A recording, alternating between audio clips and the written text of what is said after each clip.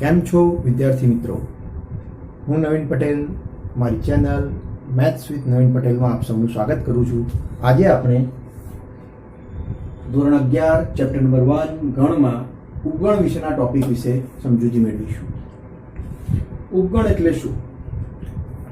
તો સૌથી પહેલા તેના સંકેત વિશે આપણે વાત કરીએ તો કે આ જે સંકેત છે આડો યુ એ ઉપગણ માટેનો સંકેત છે, એટલે કે ઉપગણ છે એવું દર્શાવે છે, અથવા કોઈ એક ગણ બીજા ગણમાં સમાવિષ્ટ છે તેવું દર્શાવવા માટે આપણે આ સબસેટ, અંગ્રેજીમાં એને સબસેટ તરીકે ઓળખાય છે, તો આ સબસેટનું ચિહ્ન એટલે કે આડો યુ મૂકવામાં આવે છે. હવે જો ગણ A નો પ્રત્યેક ઘટક એ ગણ B નો પણ ઘટક હોય તો ગણ A ને ગણ B નો ઉપગણ કહેવાય છે. બીજી રીતે કહીએ તો જ્યારે A belongs to એટલે સ્મોલ a જે ઘટક છે એ belongs to કેપિટલ A એટલે કે ગણ છે એની અંદર આવેલું છે, બરોબર? એટલે ઘટક A સ્મોલ a એ ગણ A માં સમાવેલ છે. belongs to માટે આપણે સમાવેલ છે એવું આપણે દર્શાવીએ છીએ. પહેલા આપણે belongs to ચિહ્ન ભણ્યા છીએ, બરોબર? તો A belongs to capital A હોય ત્યારે A belongs to જો કેપિટલ B પણ હોય તો A સબસેટ ઓફ B થાય છે. એટલે એનો મતલબ એવો થાય કે ગણ એનો જે પ્રત્યેક ઘટક છે એ ગણ B માં પણ જો સમાયેલ હોય તો ગણ A ને ગણ B નો ઉપગણ કહે છે. હવે બીજી એક સંજ્ઞા છે પ્રેરણ, જે આ એરો રીતે દર્શાવવામાં આવે છે, બે લીટી અને આગળ એરો, બરોબર? તેને પ્રેરણ તરીકે ઓળખવામાં આવે છે. આનો ઉપયોગ કરીને પણ ઉપગણની વ્યાખ્યા નીચે પ્રમાણે લખી શકાય. આ પ્રેરણનો મતલબ થાય જો કોઈ કન્ડિશન આપેલી હોય, શરત આપેલી હોય અને પછી તો પછી એનું પરિણામ હોય. એટલે કે જો small a belongs to A હોય તો A belongs to B થાય તો A સબસેટ ઓફ B મળે છે. એટલે પહેલી શરત એ કે જો A સ્મોલ a કોઈ ઘટક છે જે કેપિટલ A માં ગણમાં સમાયેલો છે, ગણ A માં સમાયેલો છે, તો એ ઘટક જો B માં પણ સમાયેલો હોય તો ગણ A ને ગણ B નો ઉપગણ કહે છે. અને જો કોઈ ગણ A છે એ જો ગણ B નો ઉપગણ ન હોય તો A does not subset of B લખી શકાય છે, જેમાં સબસેટના ચિહ્નની ઉપર ત્રાસી લીટી કરવામાં આવે છે. ત્યારબાદ જુઓ, હવે જો A સબસેટ ઓફ B હોય અને B સબસેટ ઓફ A હોય તો એવા સંજોગોમાં ડબલ ઇમ્પ્લાઇઝ એટલે કે દ્વિપ્રેરણ A બરાબર B થાય છે. એનો મતલબ આવો થાય જો તો અને તો જ, આનો મતલબ એવો થાય જો A સબસેટ ઓફ B અને B સબસેટ ઓફ A હોય તો અને તો જ A ઇક્વલ ટુ B થાય છે. અને આ ડબલ ઇમ્પ્લાઇઝ છે, એટલે કે જો A બરાબર B થતું હોય તો A B નો ઉપગણ હશે અને B A નો પણ ઉપગણ હશે. અને જો પ્રથમ ઇમ્પ્લાઇઝમાં આપણે જોઈએ તો કે A B નો ઉપગણ હોય ને B A નો ઉપગણ હોય તો A અને B બંને સમાન ગણ એટલે કે ઇક્વલ થાય છે. સમાન ગણની વ્યાખ્યામાં પણ આપણે ઉપગણ વિશે ચર્ચા કરી હતી. તો એ જ વસ્તુ છે અહીંયા, બરોબર? કે સમાન ગણ હોય ત્યારે હંમેશા બંને ગણો એકબીજાના ઉપગણ હોય છે. તો અહીં આપણે દ્વિપ્રેરણ એટલે કે ડબલ ઇમ્પ્લાઇઝ એ દ્વિપ્રેરણ માટેનો સંકેત છે, જેમાં ડબલ લીટી કરીને બંને બાજુ એરો દર્શાવવામાં આવે છે અને તેને સામાન્ય રીતે તો અને તો જ પ્રમાણે વાંચી શકાય છે. જેમ કે હમણાં હું બોલ્યો કે જો A સબસેટ ઓફ B અને B સબસેટ ઓફ A હોય તો અને તો જ, આ ડબલ ઇમ્પ્લાઇઝ નો મતલબ થાય તો અને તો જ A બરાબર B થાય. અને ડબલ ઇમ્પ્લાઇઝ હંમેશા બંને બાજુ વાઇસે વર્સા હોય છે, એટલે કે પ્રથમ વિધાન પણ સત્ય હોય તો બીજું સત્ય, અને બીજું વિધાન જો સત્ય હોય તો પ્રથમ વિધાન સત્ય થાય છે. ક્લિયર? ઓકે. હવે દરેક ગણ A એ પોતે પોતાનો ઉપગણ છે, એટલે કે A સબસેટ ઓફ A થાય છે. આ વસ્તુ આપણે પહેલા ભણ્યા છે, સ્વયંઘાતીનો નિયમ છે. બીજું phi એટલે કે ખાલી ગણ એ દરેક ગણનો ઉપગણ છે, એટલે કે phi સબસેટ ઓફ A છે, બરાબર? હવે અહીંયા એક ઉદાહરણ આપણે જોઈએ, ઉદાહરણ નંબર 1 કે જે આપણને સબસેટ વિશેની સમજ આપશે. તો આપણે ગણો વિશે ભણ્યા છીએ, સંખ્યા ગણો વિશે, કે સમય સંખ્યાઓનો ગણ એ વાસ્તવિક સંખ્યાઓના ગણ R નો ઉપગણ છે, એટલે કે સબસેટ ઓફ R થાય છે. ત્યારબાદ બીજો એક આપણે ઉદાહરણ લઈએ તો અહીંયા કીધું છે કે આપણને ગણ આપેલો છે A, જેના સભ્યો છે A E I O U, બરોબર? તો આ પાંચે પાંચ જે સભ્યો છે એ સ્વર છે, બરોબર. હવે આ સ્વર છે એ બી ની અંદર સમાયેલા છે કે નહીં આપણે જોઈએ. તો બી ના સભ્યો છે એ બી સી ડી. તો આમાં તો એ છે પણ ઈ નથી, આઈ નથી. ગમે તે એક સભ્ય નહીં હોય તો પણ એ ઉપગણ ના કહેવાય. એટલે અહીંયા આપણે ઈ એમાં છે નહીં. એવી જ રીતે બી માં જે રહેલો બી છે એ એમાં પણ નથી. તો આપણે બંને રીતે લખી શકીએ કે અહીં A does not subset of B અને B does not subset of A દર્શાવે છે. એટલે અહીંયા એ B નો ઉપગણ નથી અને B એ A નો ઉપગણ નથી. ત્યારબાદ જુઓ, જો A subset of B હોય અને A અને B બંને સમાન ગણ નથી, બરોબર. A B નો ઉપગણ તો છે પરંતુ A એ B નો સમાન ગણ નથી.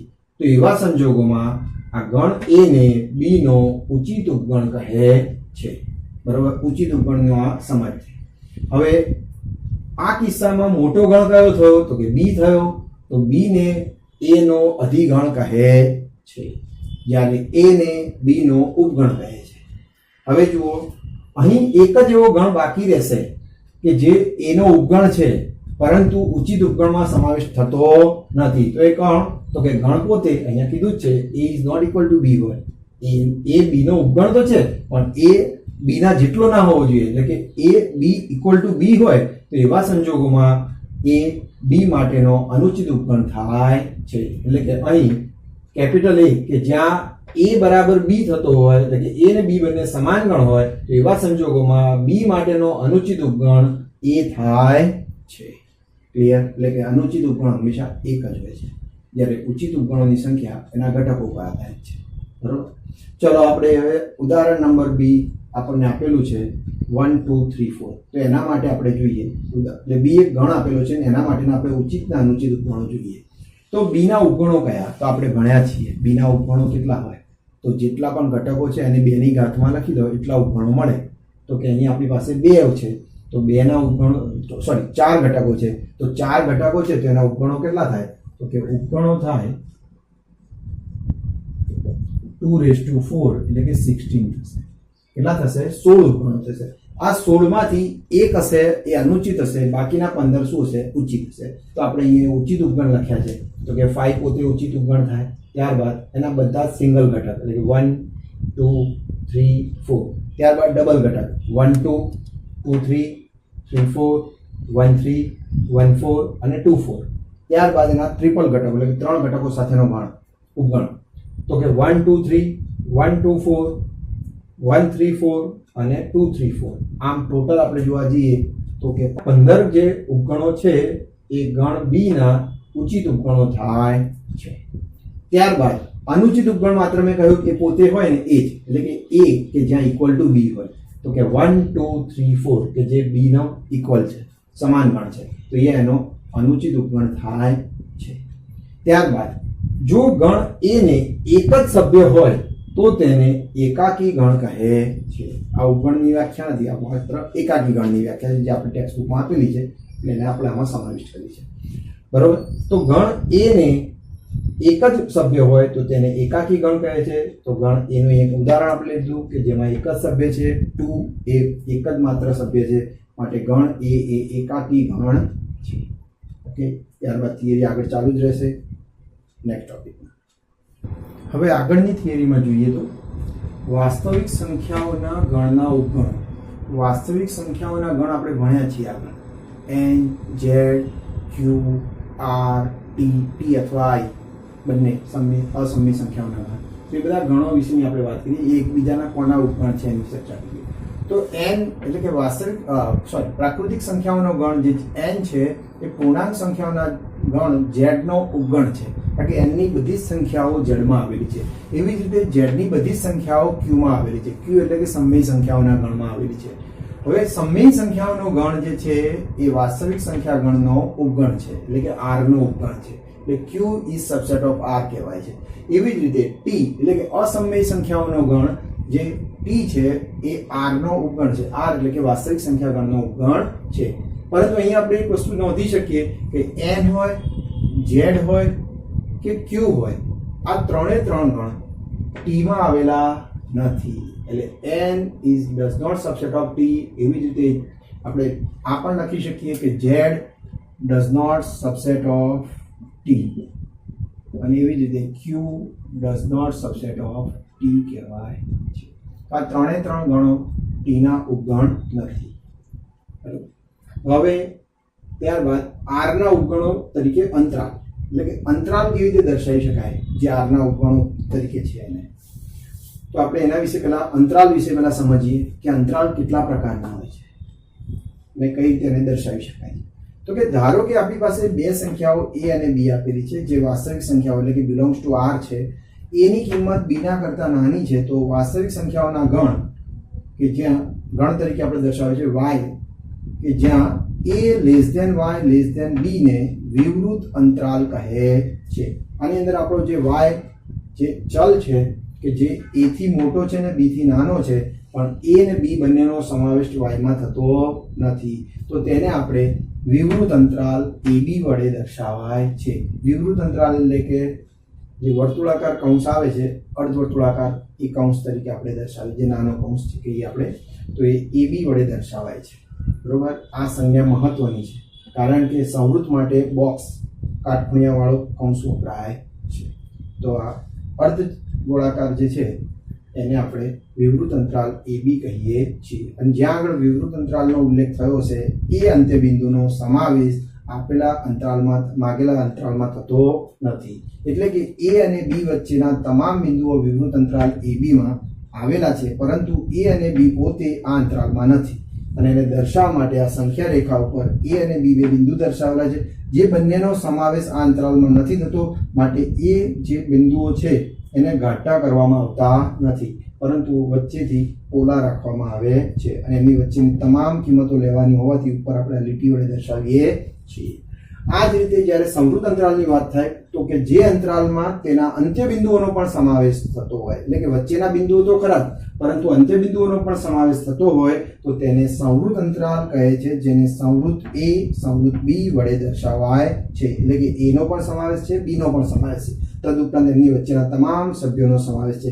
એને આપણે ગણની પરિભાષામાં લખવું હોય તો સંવૃત અંતરાલ AB બરાબર x કે જ્યાં A is less than equal to x less than equal to B, એટલે કે x છે એ a પણ છે b પણ છે અને એની વચ્ચેની તમામ સંખ્યાઓ ધરાવે છે, જેને સંખ્યા રેખા ઉપર આવી રીતે દર્શાવી શકાય કે a અને b બંને આપણે ઘટકો લીધા છે અને એમની વચ્ચેના તમામ ઘટકોને આપણે લીટી વડે દર્શાવ્યા છે.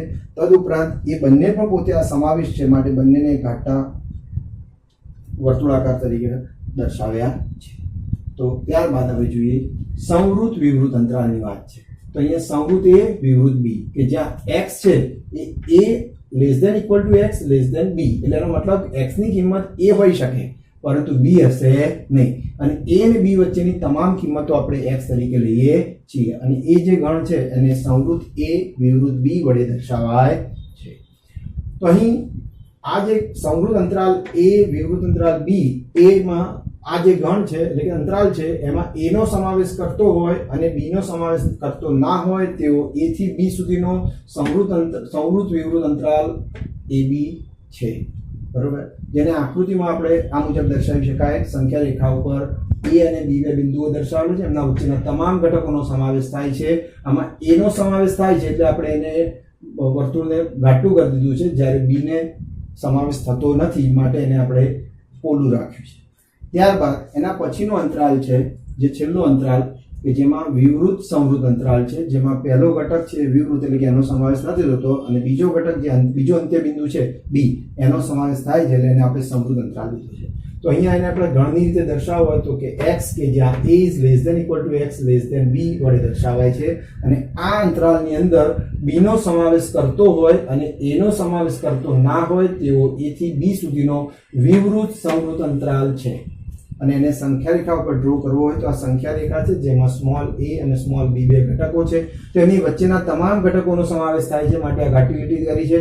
a પોતેનો સમાવેશ નથી થતો એટલે એને આપણે પોલું વર્તુળ દોરેલું છે, જ્યારે b ની અંદર ઘાટું વર્તુળ દોરેલું છે જેનો સમાવેશ થાય છે. એટલે અહીંયા આપણે આ વિવૃત સંવૃત અંતરાલમાં a નો સમાવેશ નથી પરંતુ b નો સમાવેશ છે અને તેની વચ્ચેના તમામ ઘટકોનો સમાવેશ છે. તો આવી રીતે આપણે મુખ્ય 4 અંતરાલનો અભ્યાસ કર્યો કે જેમાં વિવૃત વિવૃત અંતરાલ, સંવૃત સંવૃત અંતરાલ, પછી સંવૃત વિવૃત અંતરાલ અને વિવૃત સંવૃત અંતરાલ. જ્યારે આપણે માત્ર વિવૃત વિવૃત ના બોલીએ ને એકલું વિવૃત અંતરાલ બોલીએ તો પણ એનો મતલબ એવો જ થાય છે બંને બાજુ વિવૃત છે. બંને બાજુ આપણે સંવૃત એકલું બોલીએ તો પણ એ બંને બાજુ સંવૃત છે. પરંતુ જો અલગ અલગ હોય તો એવા જ સંજોગોમાં પ્રથમ જો વિવૃત હોય તો વિવૃત સંવૃત કહેવાય ને જો પ્રથમ સંવૃત હોય તો સંવૃત વિવૃત કહેવાય છે. બરોબર. ત્યારબાદ આપણે આ જે ગણો છે એને અંતરાલમાં કેવી રીતે દર્શાવી શકાય? તો જુઓ, ગણ સંવૃત અંતરાલ 0 થી વિવૃત અંતરાલ ઇન્ફિનિટી એટલે કે અનંત. તો એ આ જે સંખ્યાઓ છે એ બધી ધન સંખ્યાઓ છે. તદ ઉપરાંત શૂન્યનો પણ એમાં સમાવેશ છે, પરંતુ આમાં એક પણ ઋણ સંખ્યાનો સમાવેશ થતો નથી. તેથી તેને આપણે અંદરૂણ વાસ્તવિક સંખ્યાઓનો ગણ કહે છે. ત્યારબાદ જુઓ તો કે ગણ માઇનસ ઇન્ફિનિટી થી 0 બંને બાજુ વિવૃત. જ્યાં પણ ઇન્ફિનિટી આવે ત્યાં હંમેશા વિવૃત આવે, કારણ કે છેલ્લો અંક આપણને ખબર હોતી નથી. એટલે કે વિવૃત માઇનસ ઇન્ફિનિટી વિવૃત 0 એ ઋણ વાસ્તવિક સંખ્યાઓનો ગણ છે. બરોબર. અને ગણને વ્યાખ્યાયિત કરે છે. બરોબર. એટલે કે એમાં બધી જ સંખ્યાઓ છે એ ઋણ સંખ્યાઓ આવેલી હોય છે. અને ત્યારબાદ ગણ વિવૃત માઇનસ ઇન્ફિનિટી થી વિવૃત પ્લસ ઇન્ફિનિટી, તો એ વાસ્તવિક સંખ્યાઓનો ગણ r દર્શાવે છે. ત્યારબાદ જોઈએ તો કે આ બધા જ ગણો જે છે એમાં સંખ્યા b માઇનસ a, જે આ બધા ગણોની આપણે વાતચીત થઈ એ ચારે ચાર અંતરાલોમાં, તો કે એમાં b એટલે કે એનું અંત્ય બિંદુ અને પ્રથમ અંત્ય બિંદુ અને દ્વિતીય બિંદુ. તો દ્વિતીય અંત્ય બિંદુમાંથી પ્રથમ અંત્ય બિંદુ જો આપણે બાદ કરીને કોઈ પણ અંતરાલની જે પણ આપણે લંબાઈ શોધી શકીએ છીએ, કોઈ પણ અંતરાલ એટલે કે વિવૃત ab, સંવૃત ab અને સંવૃત a વિવૃત b અથવા વિવૃત a સંવૃત b, આ બધા ચારે ચાર અંતરાલોની લંબાઈ સમાન જ હોય અને b માઇનસ a હોય છે. એના વડે આપણે દર્શાવીએ છીએ. તો આમ અહીંયા આપણા અંતરાલનો ટોપિક પૂર્ણ થાય છે.